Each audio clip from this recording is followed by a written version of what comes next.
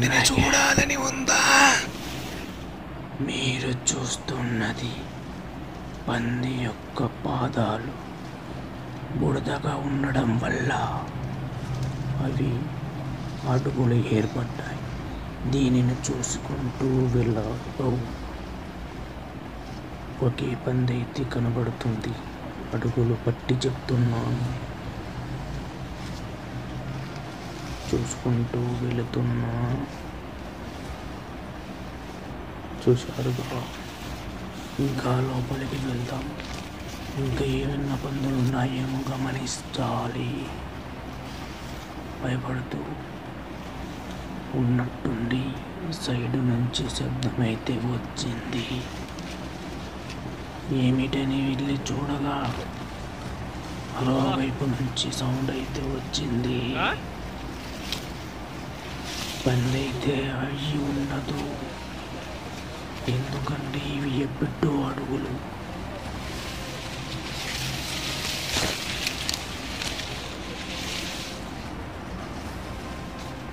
ఈ పాదాలను బట్టి పంది చేలో ఉందా లేదా బయటికి వెళ్ళిందా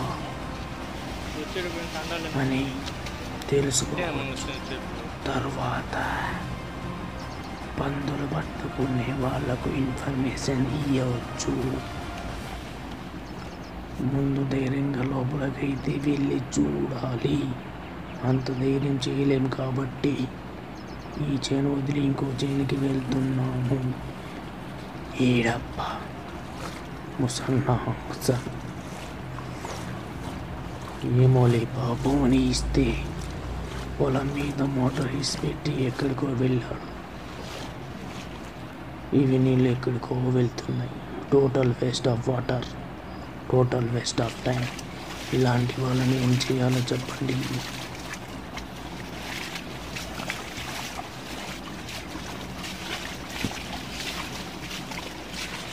ఆ చేలో అయితే పందులు అయితే ఉన్నాయి. పందులు కాదు, ఒకే పంది. దాన్నే ఒంటరిగాడంటారు. ఈ చేలో ఈ పొలంలో చెక్ చేయాలి. ఐ థింక్ ఈ పొలంలో ఎక్కువ పందులు ఉండవచ్చు. ఎందుకంటే పొలం పెద్దది. మై ఎస్టిమేషన్ ఈజ్ పిల్లల పంది ఉండొచ్చు. చూద్దాం వెళ్ళి. చాలా బురదగా అయితే ఉంది.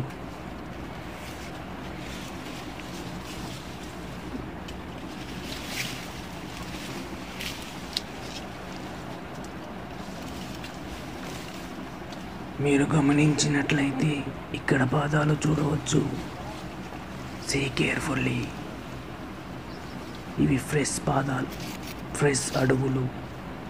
ఇప్పుడే పంది వెళ్ళినట్టుగా ఉంది. ఎస్, ఖచ్చితంగా ఇక్కడైతే పందులు అయితే ఉన్నాయి.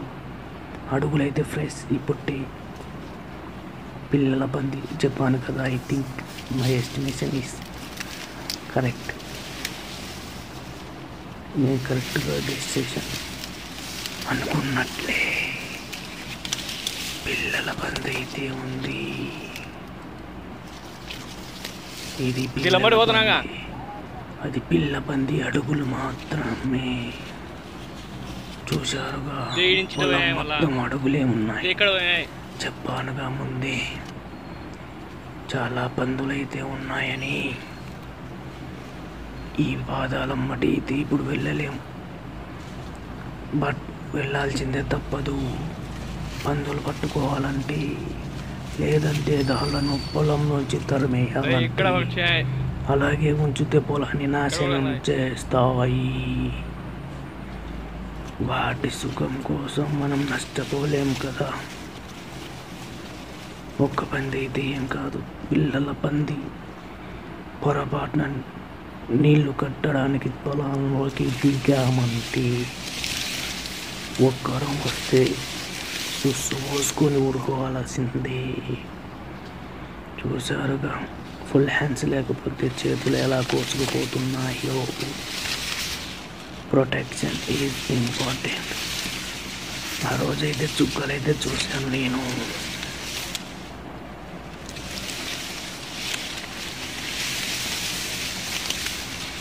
ఆ పాదాలను పట్టుకొని వెళ్తే ఉన్నాము. చూశారుగా పొలం మొత్తం పాదాలే ఉన్నాయి. ఆ పాదాలను అనుసరించి వెనుక సాగుతున్నాము. అవి పొలంలో ఉన్నాయా లేదా బయటికి ఏమన్నా వెళ్ళిపోయాయా అనే ఇన్ఫర్మేషన్ కోసం అయితే ఆ పాదాల మట్టి వెళ్తూ ఉన్నాము. Don't miss the end. పిల్లల పందిని చూడాలని ఉందా? నేను కూడా ఎప్పుడు పిల్లల పందిని కాదు, మామూలు పందిని కూడా డైరెక్ట్గా చూడలేదు. దూరం నుంచి చూశాను కానీ దగ్గర నుంచి చూడలేదు. నేను కూడా చాలా ఎక్సైట్మెంట్గా ఫీల్ అవుతున్నాను. పంది ఉంటుందో లేదో మరి చూడాలి. గట్టుకైతే వచ్చేసాం. బట్ పంది అయితే చేలోనే ఉంది, బయటికైతే వెళ్ళలేదు. వానల కాలం, కంకులు చాలా చిన్నగా ఉంటాయి, దిగుబడి కూడా తక్కువగా వస్తుంది. వేసవి కాలంలో వేసే పంటకు మాత్రం ఎకరాకు దాదాపు 30 నుంచి 35 క్వింటాలకు తక్కువ కావు, గ్యారెంటీ పంట. మా వాళ్ళైతే వెతుకున్నాం. గట్ట మీదకైతే వచ్చేసాం. ఇది చూశారుగా ఎంత పెద్ద గంధ పొలం. దీంతో అయితే ఖచ్చితంగా వెతకాల్సిందే, తప్పదు. ఎందుకంటే పిల్లల పంది కాబట్టి.